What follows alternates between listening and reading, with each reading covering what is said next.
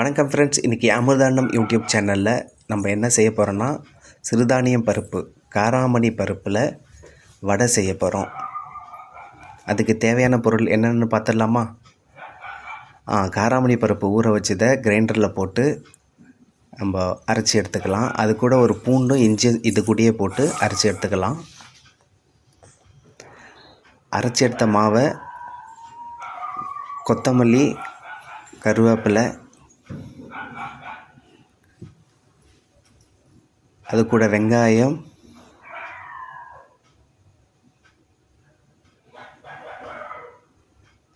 பச்சை மிளகாய்,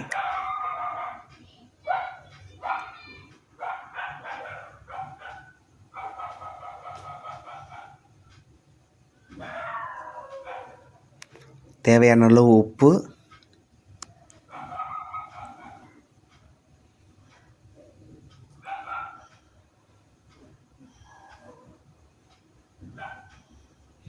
அது கூட தேவையான அளவு பெருங்காயத்தையும் சேர்த்துக்கலாம்.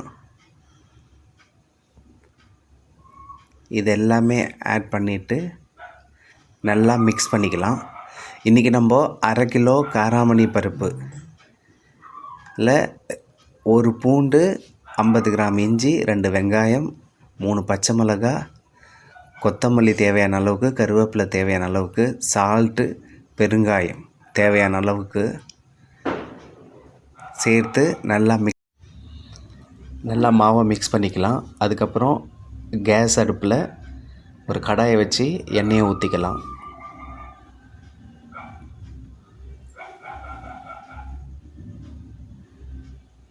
எண்ணெய் ஊற்றிட்டு எண்ணெய் காஞ்ச உடனே நம்ம இந்த மாதிரி ஒரு பேப்பரில் வடையை தட்டி போட்டுக்கலாம். மீடியம் ஃப்ளேமில், அதாவது மீடியம் சூட்டில் வச்சு வடையை சுட்டு எடுத்துக்கலாம்.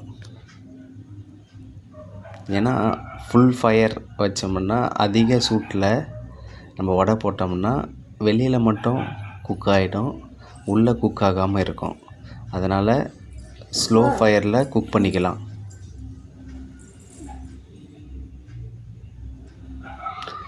எங்கள் ஊரில் இந்த பருப்பை காராமணின்னு சொல்லுவாங்க.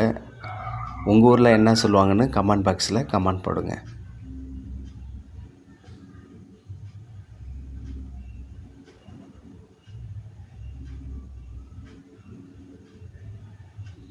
இந்த மாதிரி ஒவ்வொன்றா தட்டி நம்ம ஆயிலில் போட்டு டீப் ஃப்ரை பண்ணிக்கலாம்.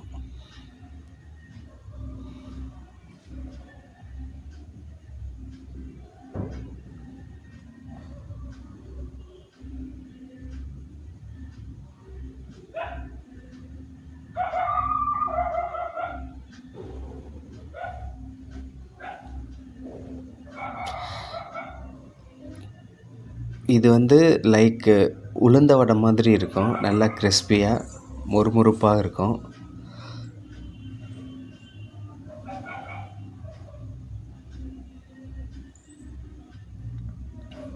இந்த மாதிரி போட்ட உடனே அடுத்து நம்ம ஒரு பக்கம் குக் ஆனோடனே இன்னொரு பக்கம் திருப்பி விடணும்.